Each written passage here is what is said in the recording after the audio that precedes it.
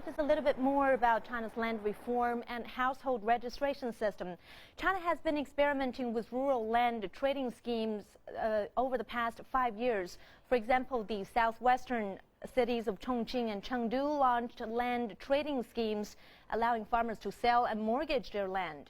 Farmers have been allowed to sell their land contract rights for a certain amount of time, but the land cannot be used for other purposes. So for more on this, let's turn to our reporter Liu Yang in Chengdu. Thanks very much for joining us, Liu Yang. Well, you visited Qingchun village, which has carried out a pilot scheme trading system. So can you tell us more about that? Sichuan is not the first place introducing land reform policy. The land reform could trace back to 1978 when a group of peasants from Xiaogang village in Anhui province divided the village-owned land into private family plots. In 1983, this model had been practiced across the entire country, and it's only been 3 decades since the start of industrialization and economic growth. How has the land reform changed people's livelihood? Take a listen. A big harvest for Zhou Minqiang's family.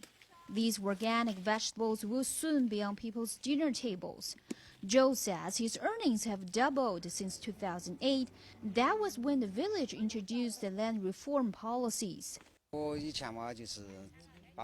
My previous earnings were 15,000 yuan per hectare.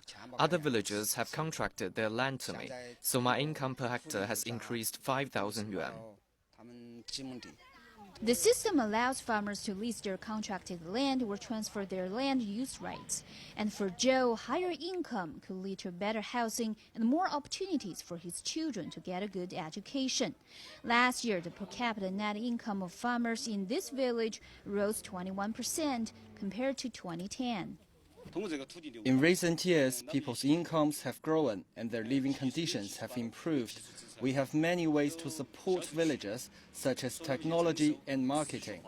The latest policies are aimed at tackling China's urban-rural wealth gap. It is hoped that they will enhance the overall land reform effort, which is intended to double rural incomes. Earlier this year, the CPC Central Committee issued the #1 document which targeted many rural issues. The CPC Central Committee agreed to strengthen policies to increase farming-related subsidies and the farmers' incomes and to expand demand in rural areas. It also emphasized the needs to protect the farmers' rights. Land management needed to be improved so farmers would not be restricted or forced to transfer their property. Experts say more transparency is needed within the collectives in rural regions. They play a major role in representing farmers' rights in land transfer negotiations. And many people say it is imperative that extra finance now offer gas to the people that need it most. In many places in Sichuan province, local governments encourage farmers to lease their land to local companies or to the farmers who have more financial capabilities. But when I talk to local residents, they say that they still have something to worry about. They worry when the lease came up, would they have difficulties to get their lands back? Or after removal of the traditional paths of the fields, it would be difficult to tell exactly where the boundaries of their land was when the lease ended. And also there's, so many disagreements of about the length of the contracts. And still, obviously, still many issues for the government to look into. Back to you. And also, Liu Yang, apart from experiments with this rural land trading, what other issues will be discussed at the party meeting in Beijing?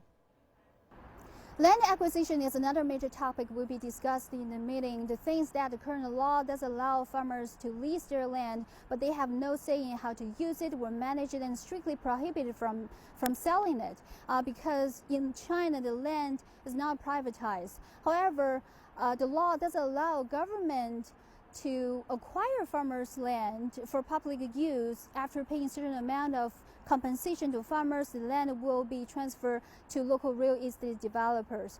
And obviously, we all know that this part of money has become the major fiscal revenue of the local government, and it has been, in the past few years, have been under very heated discussion about this issue. And also, the experts say that allowing collectively owned rural and state-owned land enter non-farmland market, obviously under necessary regulations, will be discussed in the meeting as well. Back to you. Thank you so much, Liu Yang, for your report from Chengdu.